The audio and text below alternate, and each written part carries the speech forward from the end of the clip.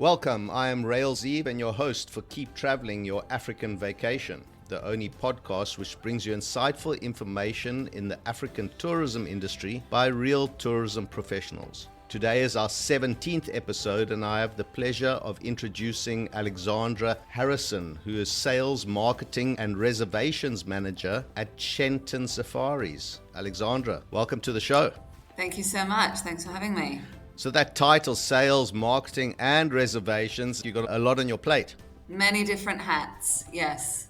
So how do you choose which one you're wearing today?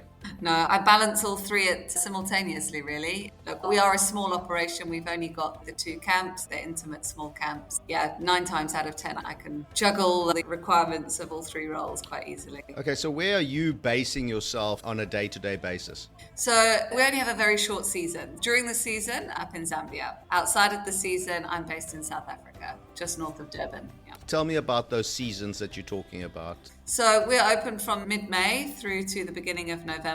The reason being, outside of that season is traditionally our wet season, our rainy season, although the last couple of years the rains haven't been as great as we would have liked. But it is just a very short, intense season. You know, when the floods do come and the Luangwa River rises, the ground just becomes so saturated we can't get the game vehicles in. We are in quite a remote northern part of the park. So whilst some of the camps and lodges around the Mfui main gate area can remain open, it's just impossible for us that are further into the park. So it is just a short season.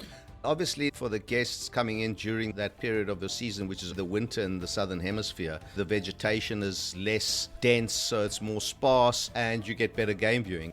Correct, yeah. So beginning of the season, May, June, July, it's still very green. There's lots of water around. But certainly as the season goes on and water sources start to dry up, then yes, certainly, as you say, the vegetation becomes less dense. The game viewing is prolific, whatever time of year that you are there. But certainly as obviously water sources become more scarce, the plains game tend to congregate around the remaining waters, and obviously wherever there's plains game, there's predators not too far behind. It's not a case of restrictions as far as governmental issues. You just choose not to operate in the wet season, right? Correct. National parks down in, say, the lower Zambezi, for example, they've got the river, which is a much bigger river than the Luangwa River. So they can continue doing game viewing activities from the water. We just don't have that option. Even during flood, it's a very shallow river. It's full of hippos. It's not operationally viable to run where we are. Okay. So for our international listeners, tell me geographically, where are you situated? So we are in the South Luangwa National Park, the gateway to which is Mfui. So it's a short 1-hour flight. From the airport to the main gate, you're looking at about a half an hour transfer. And then from there, it's about a 2 to 2.5 hour game drive. And we do treat it as a game drive. It's not just a boring transfer in. You go through some spectacular parts of the park to reach our camps. So we are, as I mentioned, already in quite a remote northern sector of the park. The reason being, we've been in operation now for over 30 years and we really still believe it's the best part of the park for game viewing, particularly the big cats, which is what we've become synonymous and so well known for, our leopards and our lions. And increasingly over the last sort of 4 or 5 years, the wild dogs as well. So as I say, not very many camps are up in our part of the park, which means it's uncrowded. It's a very pristine area. And the fact that we are only there for 6 months means the footprint is also lighter. Yeah, it really is the last sort of true wilderness, I think, in Southern Africa. So international people are going to fly into Lusaka and then they're going to catch a domestic commercial flight into Mfui, and then from there they're going to do a road transfer into the camp, right? Correct, yes. So obviously we include those transfers to and from the airport. ProFlight is our sort of preferred domestic carrier. There are others. They've been operating under a fabulous safety record for many years. You've also got charter options, but ProFlight offer a really good schedule now, which do link with so many of those international arrivals and departures that the reliance on charters is becoming less and less, unless you've got a group wanting to do something quite specific. But yeah, some really good connections. Could my charter get me closer to the camp itself as opposed to landing in Mfui? Is there a landing strip closer to the camp? No. Okay, great. So just tell me a little bit about the distance between the two camps, Kaingo and Mwamba. Look, as the crow flies, it's only about 6 or 7 kilometers. So actually one of the nicest walks that we offer for guests that are staying at both properties, and many of our guests do, they do complement one another so nicely and they are so different. We'll obviously send the luggage by vehicle and then you can walk between the two camps, depending on what sort of bush traffic you come across. But it's nice, flat, easy terrain. You pass through the ebony grove, you walk along some dry riverbeds. Really gives you a nice sense of having your feet on African soil and appreciating some of the smaller things, the flora, the insects, the bird life. Yeah, as I say, it's probably about 6 kilometers, 7 kilometers if you were to walk directly. By road, obviously, it takes a bit longer because we don't go direct, right? We loop in some nice routes and some game viewing there as well. To go by road, it's about 15 kilometers and about sort of 20, 25 minutes or so. Okay. Tell me the main difference between the two camps. Obviously, the one is a little bit older than the other one, but tell me about the actual accommodation and activities, food, that type of thing. Is there much of a difference between the two?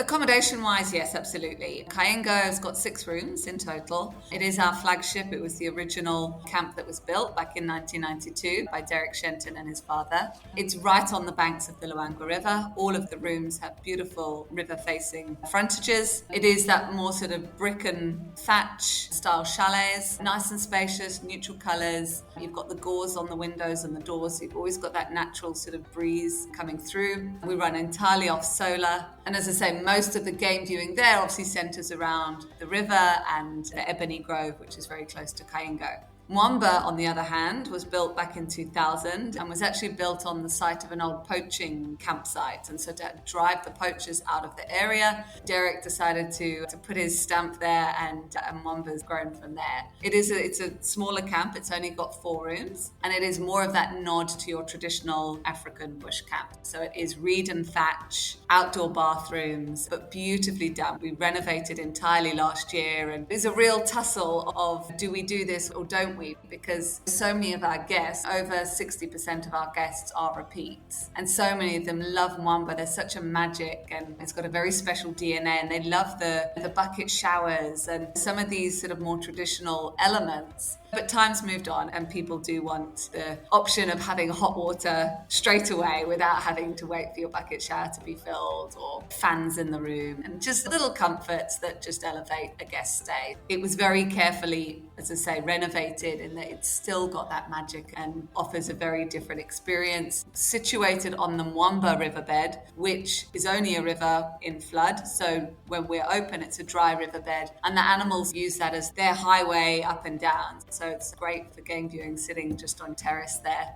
2 very different styles of property. Mwamba's got some beautiful walking terrain as well. You've got the baobab forest just north of Mwamba, and we go further inland. So we traverse totally different areas from both camps. Mwamba goes more inland. You've got Lion Plain. As I say, you've got the baobab forest, and you'll see species there which you won't see from Kayengo, for example. So eland and rowan and things which you won't find around Kayengo and along the river. Now, you mentioned you got about 60% of repeat customers. Are you getting clients that will stay at the one camp and then go on to Mwamba, or is it a little bit much of a muchness in that respect? Do you get people that will stay 2-3 nights at one and then go 2-3 nights at another? What is the usual stay? Absolutely. Most of our guests will do a combination of the two, particularly our past guests. Generally, you're looking, if they're doing a combination, it's generally 6 or 7 nights minimum. But then we have some guests that will stay 2 weeks. They'll do a week in one and a week in other. If they're just doing one camp, then generally you're looking at a 3 to 4 night stay, depending on their arrival time. If they're arriving on the late flight into Mfue, you want to have at least 3 full days to maximize your game viewing opportunities. Okay, so besides the game walks, what other activities, if any, do you offer at the camp? Our rates actually include 3 activities a day. So obviously we've got our game drives, which we do morning, afternoon and night. We do walking safaris. South Luangwa, Zambia is the home of the walking safari. And then something very unique to Shenton safaris is that we have our photographic wildlife hides as well. So we've actually got a network of 6 different hides, and some of them are exclusive to each camp, whereas others are shared. So for example, Kaingo has exclusive use of the hippo hide and the elephant hide platform, both of which are situated on the river there. Mwamba has exclusive use of the last waterhole hide, which is a permanent waterhole very close to camp. It's a short walk from camp. And then they have shared use of the carmine bee-eater hide, which is a seasonal hide, which goes in place late August or so when the carmines start nesting in the banks of the river there. We have wild dog lagoon hide. Again, it's a seasonal hide, which is put in place at the beginning of the season on a beautiful watering hole, great for watching the birds. And then we've got a mobile hide as well. So if we know there's a particular activity or a den or something nearby, we can set that up accordingly and observe from there. For example, a typical day might look as though you go out on a game drive in the morning, come back and have brunch, spend the midday in one of the hides, just sitting, waiting, watching, listening, seeing what comes by. It really is a lovely way just to while away a few hours and then go out on another game drive later in the afternoon. But also we have guests that will spend, and I've done it myself, you can spend the whole day sitting in a hide. Do you get a lot of your guests, as far as the photographic side is concerned, do you get guests bringing in their equipment? And if people don't have their own equipment, can you help them out with anything like that? Yeah, very much. We do cater to photographers and videographers. Many of our guests do have that as a keen hobby. So all of the vehicles are equipped with clamps, camera rests, dust covers, bean bags, and things like that. Juliet Shenton is a wildlife photographer herself. All of the guides have obviously been trained to be aware of the lighting and the composition and positioning of vehicles and things. We do get a lot of guests traveling with their own equipment. We don't have equipment available for hire, but as I say, we've got the camera rests and dust covers and things, so they don't have to bring all the peripheral with them. Let's swap the conversation a little bit and go towards your staff complement. Can you tell me a little bit about the complement that you do have and how you perhaps help people from the grassroots level up through the system? How are you helping the local community?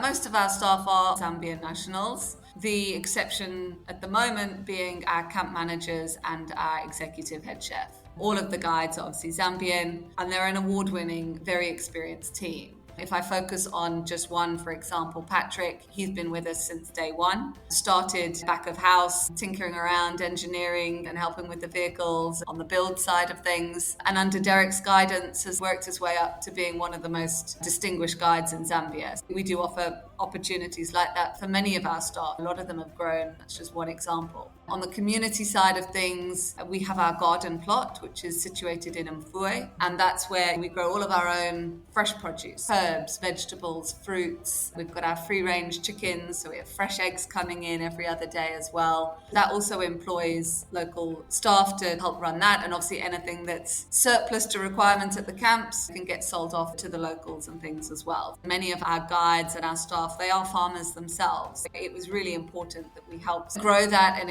increase their sort of knowledge and how to cultivate crops and things in a sustainable way. As I mentioned, our camp managers, Kaingo camp manager and Mwamba camp managers, Khalif, who manages from managing Kaingo now for the last couple of years. She's from the UK but has been living out in Africa most of her life, running lodges and camps in Zimbabwe and Botswana. And then camp managers over at Mwamba are actually cousins of Derek, so Lester Shenton and his partner. Yeah, it is very much a small family-run business, and we do try and keep it that way. And I think this is why our guest rate is so high, is that people do leave feeling part of the family.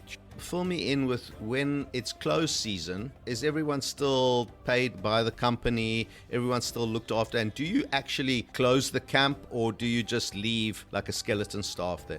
So we have a skeleton staff there, more for security than anything else. The floods do get high, and it has happened. Year before last, the floodwaters got very high and came into one of the rooms at Kaingo. Important to have somebody there. And yeah, the other staff, they are kept on a retention, so they are looked after. And that was also during the COVID pandemic. It's very important that we did look after our staff. It affected everybody. So it's not just a case of they are let go for 6 months and then rehired for 6 months. They are very much, as I say, part of the family and looked after and retained. You mentioned it before. You said you're completely off grid, so you're running everything on solar. So you've got a big solar array running between the two camps that is servicing the batteries that run everything there. So each camp has got its own little solar farm, so to speak, where all the solar panels are, and everything's run off there. Last year, we've now got Wi-Fi throughout both camps. And again, that was one of the difficulties of do we, don't we? On the one hand, it's lovely to disconnect and actually enjoy the wildlife and the space that we enjoy. But on the other hand, we also understand people do want to be online and be kept connected to their lives back home and family and things. Yeah, that was also a difficult one, but Starlink has arrived. We have got internet throughout the camps now. I was in the lower Zambezi a couple of weeks ago myself, and I couldn't be happier not having my phone. It was the most fantastic thing. I think having it there is an option. People can choose to ignore their phone or they can choose to be online. I think it now becomes a guest choice. Alexandra, you've been in the game for about 15 years, is that right? Yeah, give or take. I've been all over the world, but I've always been in travel hospitality. Okay. I arrived on the African continent about 8 years ago now. So started off with a lodge down on the lower Zambia and obviously got to know of other camps and other lodges from there and got to know the Shentons. And when the opportunity came up a few years ago, moved up to South Luangwa.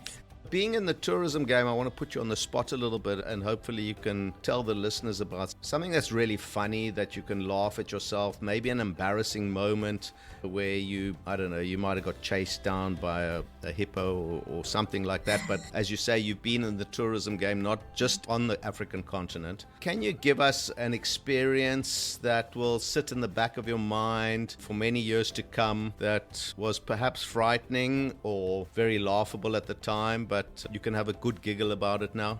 Oh gosh, there's been many moments over the years, which I'm not going to divulge all of the details. But if I'm looking at Zambia, for example, it's unlike anywhere else I've ever been. As much as you can do safaris in South Africa, it's totally different. And I think my first time seeing the Zambezi River and flying in over the escarpment on that small plane and landing down on the lower Zambezi, it just blew my mind. I've never seen anything like it. And a similar sort of experience going into South Luangwa as well. The first time you see the noise and the colour and the chaos of the carmines when they're nesting. I've never seen anything like that elsewhere. I lived out in the Middle East for about 7 years, and one of the properties I looked after there was quite remote in a desert that's known as the Empty Quarter, which was a good sort of 2.5 hour drive from Abu Dhabi. And the number of times you just have to sit the same way you do on a safari and wait for elephants to cross the road or whatever's holding up, you get your bush traffic. The number of times I was late for things because there was camels just all over the road, and not one or two, I'm talking tens and tens of them. But yeah, I think everywhere's got some unique experiences. I've come around the corner and there's been an elephant outside your room or a few sort of grumpy hippos. I think probably one of the most memorable would be down on the lower Zambezi. We'd gone fishing, obviously well known for its tiger fishing, and a colleague of mine had managed to hook a hippo in the ear. And so that was quite an aggro hippo with a hook hanging out of his ear. But the world's a beautiful place, right? And so much to explore. Sure. There's something I want to just go back on and touch on before we finish off, and that's your clientele. You say you got lots of repeat clients.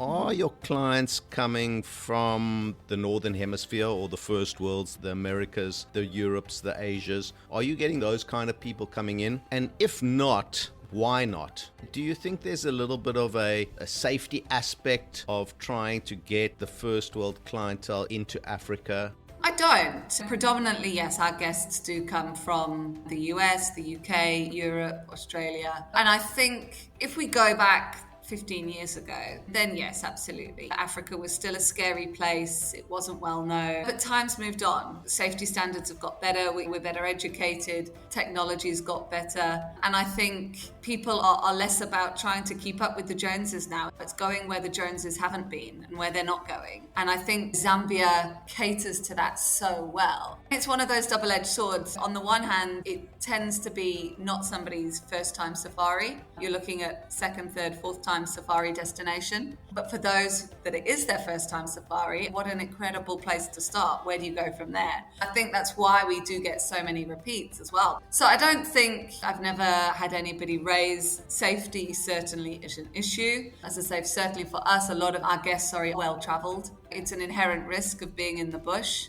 but touch wood, we've got a great safety record. I don't think it's a concern for many of our guests that are coming from the Northern Hemisphere, certainly. Alexandra, thank you so much for coming on the show. I really enjoyed learning more about Shenton safaris, and I hope the podcast listeners will up on everything that you've had to say. Thanks. I appreciate you having us on, and yeah, we're looking forward to another good season. Thank you. Today I was chatting with Alexandra Harrison, who is Sales, Marketing and Reservations Manager at Shenton Safaris in Zambia. If you enjoyed the show, please rate the show on Apple Podcasts or drop me an email. Tune in again next week when we will be chatting to another great guest in the African tourism industry. My name is Rael Zeev, and consider this. A few years from now, you will not remember how much it cost you, but you will still remember the memories you made. Keep traveling.